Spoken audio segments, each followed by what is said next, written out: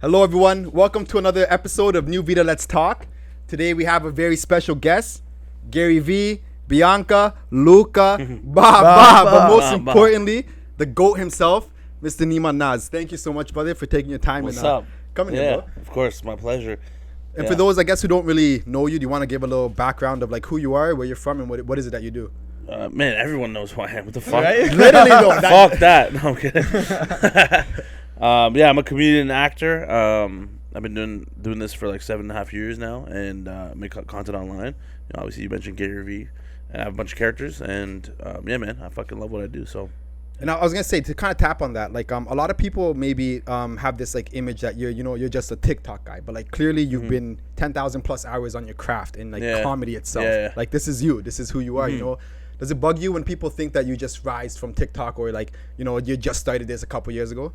I mean, yes and no. I also understand that people just don't have the context of where I started from, so I get it. But that's actually nice because when people find out that I actually do stand up too and I act, and I've been doing comedy for this long, and they see me perform live and they get blown away, it makes it that much better for me because I'm like, good, like, yeah, you fucking, I showed you guys, you know what I'm saying? Yeah. So it feels good to know that, but at the same time, you can't expect anyone to know what you do exactly because people that weren't there when I started, like, for the first few years, they didn't know what I was going through. Or it's what like I was that doing, typical like success thing where like it's like you see all the ice underneath the water, like all the time you actually exactly, worked, iceberg, and they only see the last little bit, right? 100%, So, yeah. Which is fair. I understand for sure. When was the first time you actually stepped on stage for comedy? That was like September 2015 was the first time I did it. Okay, and where was it? Some random attic. It was literally creaky floors. I thought I was gonna fall through on the third floor of this random bar. Just crackheads roaming outside. Everything felt like I was on fucking this Main Street in London with all Dundas. Dundas, bro. But no, it was in front of like other comedians who were also newcomers like me or amateurs or like semi-pros, but it was like How was it getting that first gig? Like did they pay you? Did you have to pay or? No chance. No, you're not getting paid right away when you start comedy. No way. It's all open mics, so you have to sign yourself up. Like you're on your own. Like you have to sign yourself up, and like the people who are hosting these open mics are also comedians who are new or like we're all shit. But we're all trying to like make shit happen together, I guess, as a community. But what was your first joke you came in with? Oh man, I don't remember, but it was terrible. Like just bad. I think it was about like how I eat too much pizza. And it was just straight fat jokes, like, because like that's why I started with, because I was even bigger than I am now at the time, and I literally have a joke about that on my set recently, though, like what I was doing on my tour, and it's literally I went up, I was just talking about, oh yeah, like I eat like panzerottis and like you think you eat more food than me, like that's fucking it's not even a joke, it's just me bragging about how I'm so fat. So that's I guess how your content probably like first started, right? Because I saw a couple clips like early on where you are like kind of like making fun of yourself, and then later on where you're kind of like on the cannabis fest, like that was a funny set. Wow, that was a long time you ago. crushed that one though. That made me laugh so much on that's YouTube, bro. good, And then you like started doing accents and all these different type of things, right? So like what made you change your content? Well, I mean, at the beginning when you first started doing stand up specifically, you don't know your voice yet, because you don't know what that's different from like talking to your friends. When you're on stage, it's two different beasts. You know what I'm saying? So it takes a while for you to develop your voice over the years. For me, it took like 4 or 5 years before I found my voice on stage, of like who I really am off the stage. Pretty much translating that to on stage. But yeah, like I believe in just being authentic and doing things when you're performing, and not limiting yourself and not judging yourself along the way too, because you don't know what's gonna work until you try it. Yeah. So I heard that you dropped out of school. You went to Toronto University, right? You studied U of T, sorry, and you did kinesiology there. Yeah. It was just for 1 year, and I dropped out right away after 1 year to pursue comedy and acting. Like, take us through that moment, because like obviously like at that age and like not being like not having the success you have now, like that probably was a tough decision. Like how did people react around you? Honestly, yeah, like my parents at first were a little confused and maybe a little disappointed, because like my dad was like paying for my whole first year at university. I was like immigrant background too, right? Immigrant back, yeah. Like they came from like their country to Canada for us to have a good life, and now I'm like telling them I'm gonna drop out to tell jokes on stage like a clown. You know what I'm saying? Like it's like weird for them because they don't have that comedy back home. You know what I'm saying? So, but they were very supportive off the bat. They're like, they saw the conviction I had about what I wanted to do so much that they're like, we can't change this guy's mind. We just gotta let him do it, and as long as I'm happy and like I really want to go all in on this venture, like they're supportive. But everyone else they were skeptical. They're like, yeah, man, like how are you gonna make money? How are you gonna do this? Like, are you sure? Like, you should have a plan B.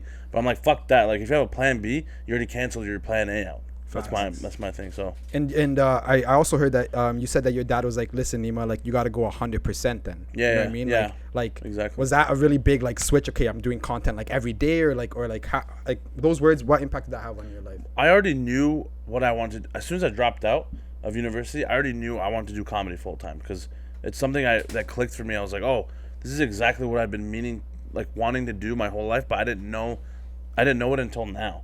But then that my dad's like, yo, all right, if you're gonna do this, like go all in, do it 100%. I really took that to heart as my motto until this day.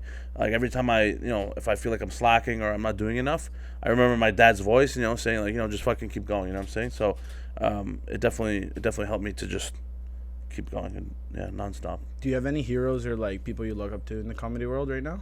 Yeah, well, originally it was Russell Peters at first. He's like my OG inspiration, like to get into comedy because I have a very similar style to what he has. But yeah, like Andrew Schultz is definitely one of my favorites right now. That guy's a fucking piece. The infamous jokes, man. So good, man. Yeah, it's unreal. I was gonna actually kind of lead into that. It's like I see how you attack social media so strongly, and like it's like one of your best weapons. Did you kind of take anything from that, from seeing other people produce on the internet and multimedia like that, or? Honestly, I just. Like I mentioned before, I just wanted to do everything because, like everything that I knew that I could do. Like that's why when I first started in comedy, for the few years leading up to when I dropped out, I was watching a lot of YouTube and like people doing pranks, street interviews, skits, like everything. And I was like, man, I wish I could do that. And then when I finally got the opportunity to do it, I was like, I'm gonna go fucking hard. So I just like from the beginning, I was like, I'm gonna make content. Like I didn't even know what content would be. Like 7 years, like fast forward 7 years, but at the time I was like, this feels right, and that's it. So I just started doing content, and like I was like, I want to do stand up, I want to write, I want to act, I want to do it all. I want to do music, like, you know what I'm saying? So really, music? Yeah, everything. Yeah. You just play drums, right? And I'm a drummer. Yeah. Like I played for like 10 years. I was in 2 bands in high school, and outside of it, like way. We didn't go anywhere, but like I still wanted to do it. And I think I might do it again for sure. So, bro, you're like a very like you're an artist. Yeah, 100%. Like music, full force. Yeah, dance, everything, creative. Comedy. That's crazy. That's so sick. That's all I'm good at, though. Is just the creative, like everything, anything entertainment. I'm good at. Yeah, and I have potential to be great at. And what's crazy to me is like you have different characters, you know what I mean? Like you have the E Stupid channel, right? Is that what it's called? E Stupid? It's just so creative, like how you bring all these different like talents that you have and you bring it into one, you know what I mean? Like I don't really know anyone who's really doing it like that. I don't think so either. And I was like, I want to ask, how'd you convince your mom to do those dance skits? That shit's amazing. Like I love it because you guys just come in from different angles of like, you'll do the Persian style where it's a little bit of this, but like how'd you get her to do it? Did she just fall in love with it because she saw your passion for it? Yeah, I mean, she's also funny and a very outgoing personality like I am. That's where I kind of get it from, for sure.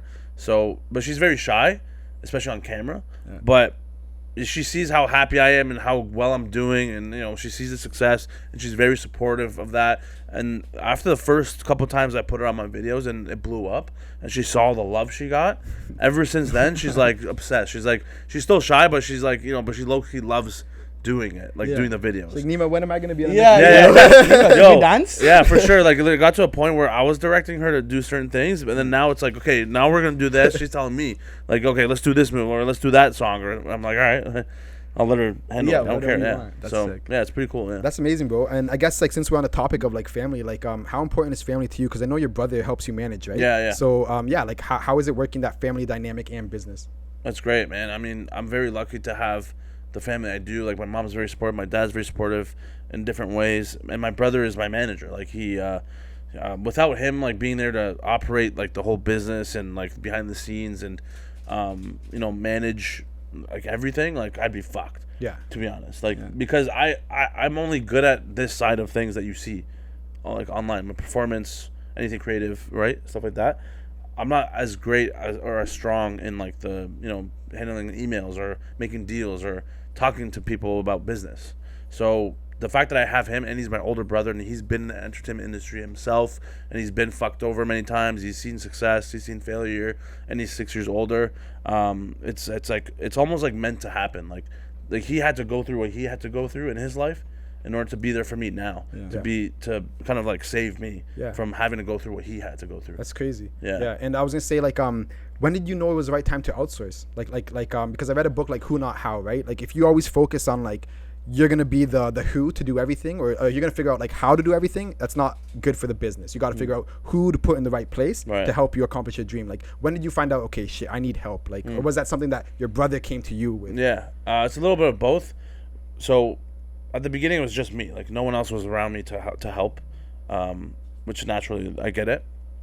But after a while, after 4 years or 5 years of being in comedy and, you know, grinding up the stand-up scene for so long and doing content and like it going really nowhere, I was getting the reps in, which was good. I was getting better myself, but like my career wasn't really going anywhere at the time. But when I start to like blow up a little bit here and there on social media after the 5th or 6th year, and I noticed that like I was getting busier and like I was on my phone a lot and like, you know, being run by notifications a lot, and people were reaching out to me. That's when I realized, oh fuck, like I don't know how to handle this. And then that's at that exact time my brother came along and he was like, okay, let me no, like don't do that, like do this instead. At first he was advising me to say certain things to people, and then after a while he noticed like I kept on asking him for help, and he's like, hey man, let me just fucking do it. And then like not because he didn't want to do it, it's just like he's like, don't worry, like I'll handle it. And ever since then, we realized that like it's not even about who, it's about like knowing your why. Of like once you know why you're doing something, then you can figure out the rest of the shit. And that's where it got easier for us. And I was okay, like I know why I'm doing this, and this is what I need. And you know he's a manager. And then after a while, like we had more help with other things behind the scenes, with strategy and everything like that. And then we kept growing and growing from there. I guess what is your why then? Well, I think if I'm not doing something I love every day and I'm not happy, then there's no point of living. That sounds extreme. Like I'm not gonna kill myself, or I'm not suicidal. It's just that it's more so just about you know, it's cliche, but like life is too short to not do something you love. Like I'll be miserable doing kinesiology or like trying to become a chiropractor. Like I don't care for that. Like, if I don't care about, and especially I know myself, when I in my whole life, if I never really cared too much about something, I would half-ass it, and I was always mediocre at everything. But this is something I excel in, I think. So that's why I'm like, I just like, if I'm not doing this, then there's nothing for me. I feel like a lot of people sometimes feel like the same way, but they never actually have like the cojones or the balls to actually do it. You know what I mean? And have that separation. You know what I mean? I think a lot of time is like just being obvious with yourself. It's like, this is obviously what I'm meant to do. I should be doing it. But like we hear so much outside, like this might help me, this might help me. But no, do what makes you happy, right? Well, I also think by doing just trying shit every day and just doing stuff on your own, eventually things will come your way. As long as you just keep trying. That's crazy. It reminds me of like the book I read, The Alchemist. Like when you know you're on the right path, or when you know you're following your passion, somehow the world's gonna work and drop little fucking things in your life, and you're gonna be like, oh, like 100%. Perfect, and you just keep on grabbing and grabbing and grabbing. Yeah, exactly. Yeah. Right. So I want to take it to a little lighter. So with comedy, everyone thinks it's dreams. Like the only time you see people laughing is like on a special or something like that, right? But let's take it back. Like, what's the worst bombing that you remember, or like something that was significant to you? I have bombed way too many times to remember one. So bring back traumatic memories. How dare you? Well, I gotta ask the truth, right? Any hecklers that kind of like, Yeah, no, I haven't had anything bad like that where people would throw bottles at me or anything like that. But there's been many times where I would be on stage performing in front of a bunch of people, and there would be silence, like crickets. Jeez. And I'm just like, like sweating. Right Damn. My titties are sweating. Like, I'm like, I want to leave, but I have 8 more minutes to go, and I have to keep going through these jokes. And the worst part is like, when you first start your set and you do like one joke and doesn't hit, you're like, whatever. Like, let me see. Like, probably the next joke will hit. Next joke doesn't hit, and you're like, oh fuck. The third joke doesn't hit, and you're like, oh okay, nice. And that's when you start trembling. Now you're like, okay, like I have swamp ass kicks swamp in right ass, there. bro. Seriously, like I'm dripping, like the fucking audience is staring at me, like, yo, this guy's not funny. Like I get in your head, and then you're thinking, you're just like, should I just like quit comedy? But then you have to just keep blazing through. But it's so hard because like there's one time where every joke I did, it kept falling more and more flat, and the whole time everyone's just like this.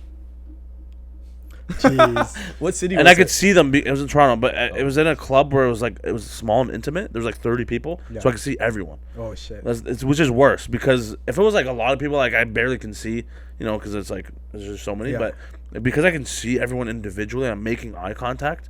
It's like every single person's judging me right now, and I get in my head. I'm like, yeah, this person probably regrets paying money to come to the show, and now I'm like, this means I'm terrible. And then by the end of the set, it was so bad that I stormed off pretty much. Like I was like, yeah, thanks guys.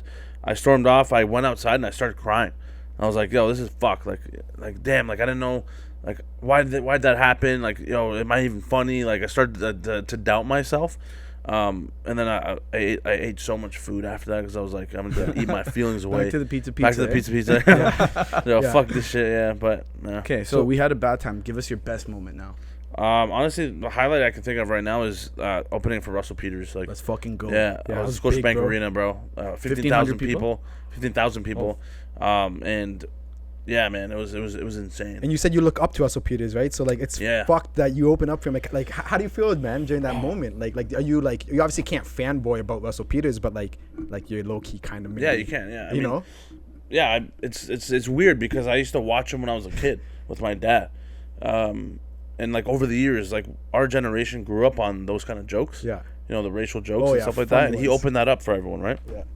And the fact that, we were quoting his lines to this day, and then the fact that they're fans of my content, and like we met up, and then like I got to open for him, it was like full circle for me. Yeah. I was like, oh, this is like, that was a big moment, a defining moment in my career, in my life, that I am on the right path. For sure. Even though I knew I was on the right path because other things were happening really well for me, like along the way, that was a really defining moment for me. I'm like, that's obviously like reassuring that I am doing the right thing. Like I might be wrong for saying this, but was that maybe like 3 years ago, like your end goal? You're like, one day I'm gonna open up for Russell Peters, and then that happened so fucking quick. Yeah, you just started. Yeah, I know. Yeah, that was definitely one of my goals. I didn't know how it would happen this quickly either. I thought maybe like in 3 more years or 5 more years maybe. Yeah. But yeah, it happened, and I was like, this is crazy. Yeah. But at the same time, I wasn't surprised because I'm like, yeah, man, I have been fucking working hard. I've been working consistently. I've been trying. I've been manifesting, but putting in the work at the same time. So it's like, why shouldn't this happen for me? I love how you said manifesting and putting in the work, because online all we hear is manifesting, write it down, but like. That's it. But like, you have to do shit like behind the manifestation, right? Yeah, so you do believe like I guess in that subconscious and like in like that deeper like thinking, right? 100%. Yeah, I think I'm very spiritual. Yeah, I'm not religious or anything, but I do believe in like law of attraction. So I always believed in that stuff even when I was in high school. Just like like if you just believe in something or you put out certain things into the universe, like you'll get it back tenfold. And yeah. It's amazing. I was gonna say, like, since we're on the topic of like you opening up for big people, how was VCon, bro? Yeah, that VCon was another wild one. Yeah, VCon was nuts. Like, that was unbelievable. That was an unbelievable experience too, because like it's a little different from stand up because it's just like me doing impressions of Gary Vee online, and then he sees it, he follows me, he likes it, he comments, and then his team reaches out, hey, you want to come to VCon and be on stage with Gary Vee? I was like, fuck yeah. If I had to do Gary Vee in front of like real people, it's hilarious. Yeah. And so yeah, they brought me over, and like they started the conference in Minnesota, in the Minnesota Vikings stadium, with like 4,000 people, and they introduced, like when they introduced Gary Vee, I was the one who walked out on stage first. So sick. And I remember like the roar going out. Yeah, like people were like cheering, and then you can see people like slowly being like, "What the fuck is this?" But also some people like recognized me from the videos, and they're like laughing and already, and it was just like such a cool moment. Yeah, like it just felt so surreal. Yeah, that just from posting video, pointing the camera to my face and making fun of the guy, but with good intentions, obviously, of the guy whose literally motto is to just post shit, and now he's bringing me to his conference. It's so weird. But so cool. How was the first time he liked one of your videos, or like the first time he engaged with you? Because like that's like a Yeah, that was we were all like, my whole team were like, yo, what the fuck? Gary noticed us. After 2 years of posting this shit. Finally, he noticed our video and he laughed and he posted comments. Like I think the first one he commented was me talking about blueberries and he's like, that's the best. He's like, I fucking love blueberries, bro. And then I was like, sick. And all I can think of is like reading it in his voice too. He's like, I fucking love blueberries, bro. You know, like, and like I was like, this is sick.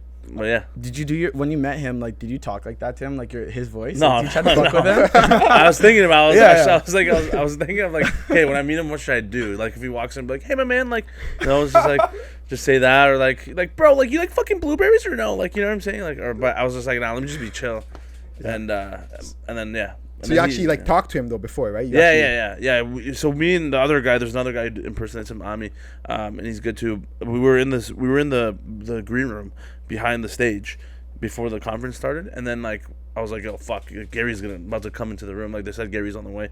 I was like, oh shit. Like what do I say to him? Blah blah blah. And he walks into the room with like 3 people holding a camera, and then 4 other people like as his assistants and shit. Yeah. He walks in like all like chill. He's like, hey guys, whatever. Like yeah, sit down.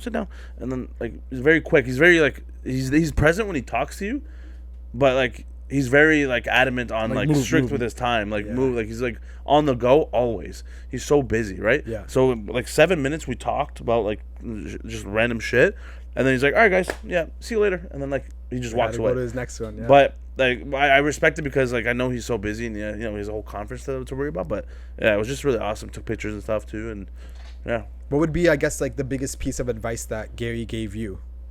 Oh man, I don't think he actually gave me any advice when I met him, but just like through watching his videos, I just take that as personal advice because like everything he says, we take in very seriously and we apply to our own. You know. Like anyone making content can agree, like, you know what I mean? Like Gary Vee's like that guy who's gonna content. like okay, you have it too. I tried. I want to actually ask you. So I heard in a pod, every time you shower, you always have a new accent. The last one I heard was daddy. What did you do this morning? Shit. Fuck. Where'd you see that? It was on, I think, What's Gravy or something like that. Oh guys, yeah. you were talking, you're shooting the shit, and the guys. Extra gravy, it was actually the one with Mark. You actually did it with Mark. My bad. Oh, the recent one. Yeah, because you guys were sharing a room, and then he said that you guys were talking shit, and he's like, all he heard you go, daddy. So I want to know what's your accent for today then, when you were showering. Yeah, it's so weird because I always do weird shit. Like I have to. It's like it comes out. Yeah. Like it's like a routine. Yeah. When I enter the water hits my head, I start doing accents. Yeah. It's fucked up. Yeah. It's super weird. Yeah. But yeah, like today I was actually working on another impression of another guy. That like I'll be doing videos of him today. This guy Alex Hormozy. I don't know if you've heard of him. No, he's in that realm of like Gary Vee world. Of You know, he's an entrepreneur and like he talks about like, you know. He has a beard. Yeah, big beard. Yeah, Jack guy. Yeah. Do you have the voice on pat yet? I think so. I mean, like I don't know enough yet. I still do my research a little more, but I'm working on it. But yeah, like, I was trying to practice his voice in the shower. And then it's like it's always the thing. Yeah. It's cool because like how my brain works. You do like David Goggins, you do Joe Rogan, like you're tapping into like these bigger people and like making comedy skits off them, and like they're not getting offended. Like if anything, it's comedy. Like they love that shit. You know, and they know that. Yeah, and I feel like I'm really good at portraying these impressions in a light way. Oh yeah, of not like shitting on them. And they can tell. They can. The see, David Goggins one where you're like, I have 9 kids. And I'm bro, it's dying, just just hustling. Look at it's so amazing, bro. Yeah, no, those are fun too. But I don't know. I see people and I just literally all I do in my life is watch videos and immediately try to impersonate them. I don't know why. Yeah, it could be anybody. Do you get a lot of this like ideas from living life though? Like you see someone like and you're like, because another one from that podcast, you guys were making fun. Like you jumped in a cab, you heard this guy's accent, you guys automatically mimic it. Yeah. You do that still? Yeah, for sure. Like literally, I was thinking about this yesterday while I was on set. There's another actor. He's Albanian. Okay. And he's talking to me, and as he's talking, I'm like, I'm mimicking his accent in my head as he's talking. Like it's fucked. I don't know. It's just like how my brain works, you know. And I see everything in life as like new content, new material. Yeah. That's just how my brain works. So that's why I feel like I have to be doing comedy, because there's like I would be fucked otherwise. Yeah. Like I need that outlet to let this shit out. Do you talk to him in the accent? Sorry? Did you talk to him in his accent? No. I just meant the guy. I don't want to be offensive to him like that. Do it before the end. Before that all ends, do it just to see how you'll for do sure. it. Yeah, but it seems like you have to be like on top of because social media is one of those things that's like it's every day. Like it's new, it's fast, it's not slow. You know what I mean? So it's super fast. yeah. So like, how do you separate yourself from the social media? You know what I mean? Because I know sometimes that can really consume someone. Like even me, like I would say I'm up with trends on social media, but like that means I'm on the phone like a long time during the day. You know what I mean? Like how do you make that separation? You just have to plan this shit out because, well, I mean, it took a couple of years for me to separate the two. At the beginning, when I was like starting to like blow up a little bit here and there, I was really obsessed with my phone more than ever, and like I was constantly on it, with like no limits. The watch hours are probably heavy, huh? Yeah, 100%, like 16 hours, like it's fucked. Yeah, it's like 2 full-time shifts. Yeah, but it got to a point where we got busier with our work and we added more people. We got added a couple people behind the scenes, like with strategy. Editor-in-chief Cyrus, he's actually here behind the cameras. Cyrus, man over there. They handle all the things behind the scenes for me too. And like Amir, he's like part of our legal team. He's like, and we're all like close. Like we're all like we know each other. We're friends. So it helps to have that camaraderie from the beginning. But so what happened was like after a while I realized I can't like people think I'm always on my phone now. Everyone's like, yo, how do you post so much content? How are you always like literally I was I'm on this movie doing a scene and like a video is being uploaded. Yeah, but like it's designed that way because we've filmed, so we always film like a bulk of content in like 1 or 2 days, so I can spread it across like 1 or 2 weeks, 3 weeks maybe. And like it's not just me posting it anymore at this point. Like we got Cyrus posting on my behalf and like other people, you know what I'm saying? So we just like to keep that the content train rolling, you know what I'm saying? Like a fucking machine. Literally. Because that's why I believe in that we can do, and it's like why not? And it's like it'll only help our brand and our careers more by posting more content. Yeah. And it's the Gary Vee way. Yeah. It's like it all just starts with Gary Vee, bro. Like you fucking make, okay, bro? Like that's it. What's a hobby you have that no one might not know about? Like, are you a gamer? Like, are you a big reader? You like to do hikes? Like, what do you like? What's the Neema that no one gets to see? There's a lot of jerking off. Get the cream, yo. Yo, we got the cream. Get the St. Ives, bro. Let me beat one out right now. What's your favorite video then? I don't watch porn. I actually don't watch porn. I was telling off memory?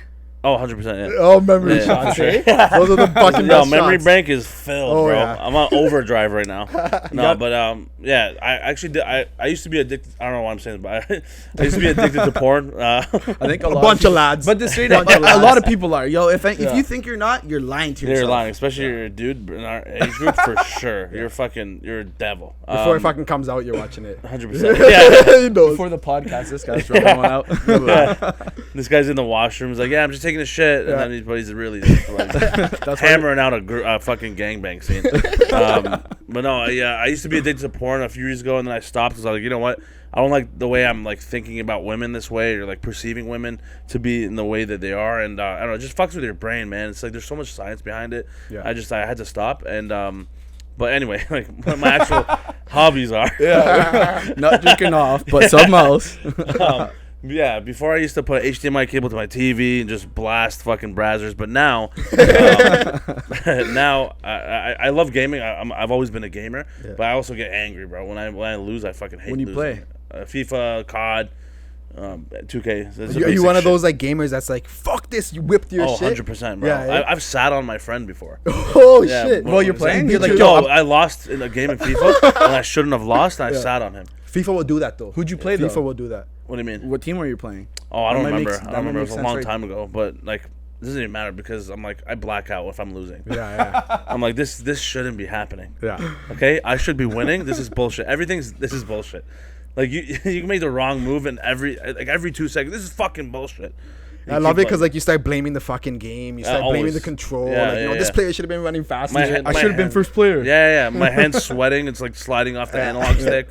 It's like so many excuses. But yeah, no, I love gaming. I like just honestly like listening to music. Like I don't know, man. It's very basic. Did you hear that new Drake album, or was it too? We're actually just listening to it on the way here. What you thought so far? It's pretty good. I mean, like I'm not huge into rap like that, but yeah, I love Drake. Bro. Drake is Bad Bunny's my favorite. Yeah. Bad Bunny's your man, eh? Yeah, I love reggaeton. I made my own reggaeton song actually. Really? Yo, really? Yeah, original. Is it out? Yeah, it is. Oh, no, it's not out.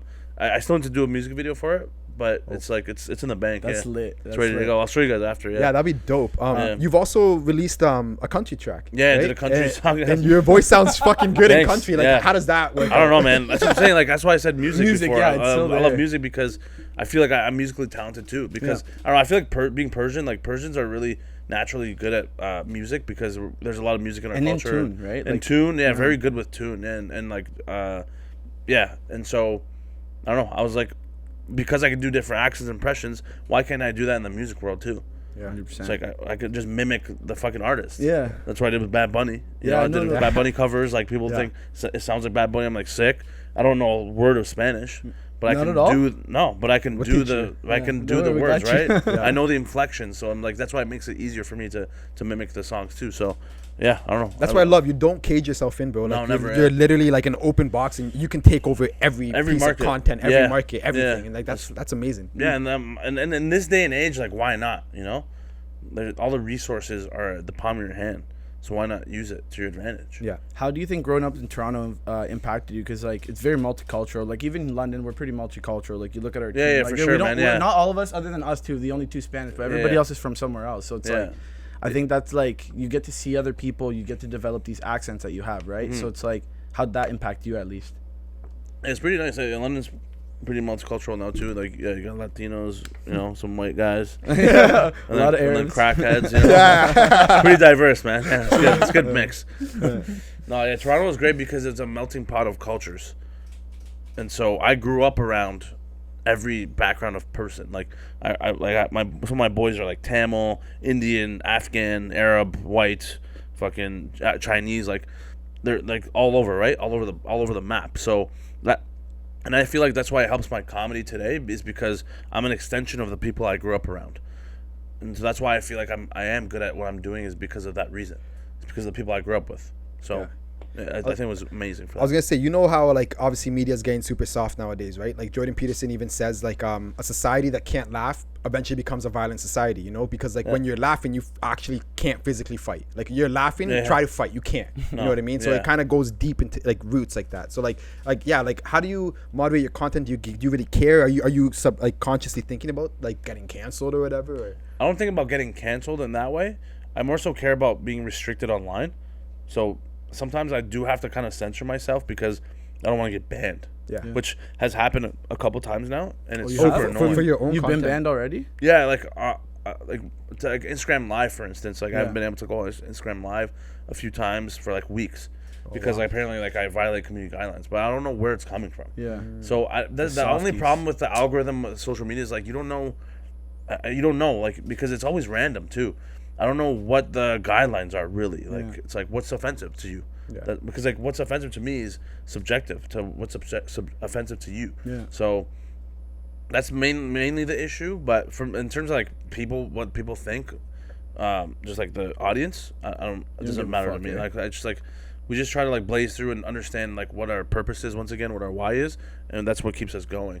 Otherwise, like if you get too caught up on the comments or the hate and stuff like that, and you know people telling you shouldn't do this, you shouldn't do that, then you're done. Like you're fucked. Since you brought up comments, I want to bring up one thing. Is Jiggly still bugging you? That one guy? Jiggly, bro. Like, cause you said that, and I was like, I literally went through the videos, and it took me a bit, but I found him, and I was like, yo, this guy was in line. This Jiggly guy's annoying. No, I got fucked me up, bro. So he's still around, though, Yeah. Sometimes I cry about it at night, bro. Like, fucking Jiggly, man. Get the St. Eves. Get the St. Eves. Yeah, it's like I gotta go back to porn, bro. Fuck it. I need some. No, but yeah, it is funny because when people say like really mean stuff, I'm like, all right, this is a joke, bro. Like, fuck off. But then it's like when it's like real shit, I'm like, oh man, you piece of shit. Self-conscious now. Yeah, but I don't know. It's whatever. That's dope though. That's dope. is there any like places that you want to perform at that you're kind of like, this is my next goal? So you did Russell Peters, but where you want to go? Comedy Central? Yeah. You want to do like the Montreal show, the Nasty? Like, what is it? How you said the Nasty show? That's what. Well, I don't know. That's how. Because like the reason I call it that, because I was watching Ari Shaffir. That's one person. Yeah, he's the goat. Right, and he's like, so they wouldn't let him, but Montreal called him. They're like, you're so nasty. We need you to open. So it's like, So you want to do like Russell Peters? You want Gary Vee? Like, do you want to do the porn show? Like, which one's your favorite? I personally like the gangbang show. That's my favorite. No, you think you perform well there? 100%. Yeah. Right. There's actually shows in Toronto at sex lounges. You talked about Ryan Powell story. Do you hear that? Ryan Powell was that? So there's a guy in Toronto who like he was talking about sex shows that happened in Toronto, and he had a really bad experience. Oh really? Like, yeah, somebody. He got like a blowjob for 10 minutes, and then right after it, the person goes, "Got psyched." What? He shows the fucking piece. Yeah. What do you mean? Like, bro, you get a blowjob by someone, and then right at the end, when they pull down the pants, the fucking you're wrong. Shit. Yeah. So he got blown by a dude. Yeah. But he's not gay.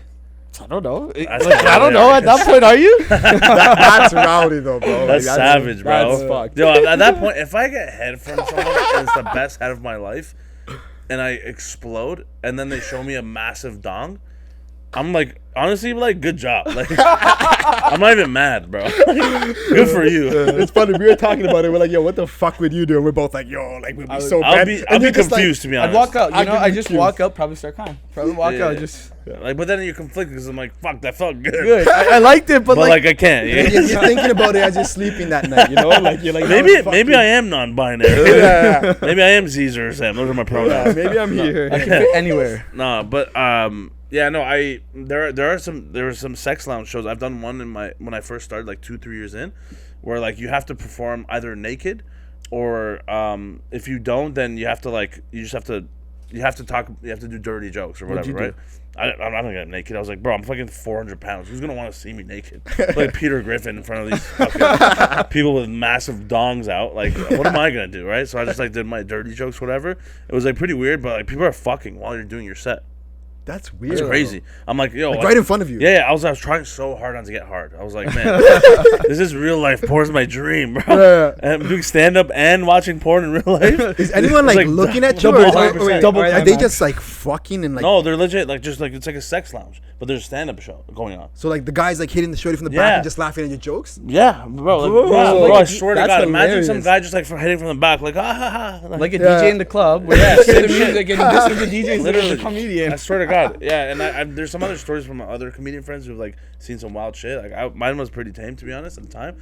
But yeah, like those are real shows that happen. That's the beauty of stand up, is like it takes you anywhere. Honestly, like I've done stand up sets or shows in most random places I would never step foot inside otherwise. Yeah. But yeah, like my dream is to honestly just tour the world doing stand up on like a Kevin Hart level and just like global, you know, just selling out stadiums, like doing innovative shit like he did, like fucking sold out Philadelphia Eagles stadium. Yeah, wild. Did a whole movie and shit. Like I want to do stuff like that. Bro, you're 100% gonna do it. No, you'll do it for sure. You know, 100%. Toronto better host you at their freaking place. Oh, for sure, Scotiabank Arena. Scotia, yeah. Well, that's the dream, man. It's to headline my own show there one day for sure. I think you'll do it. I will, yeah, 100%.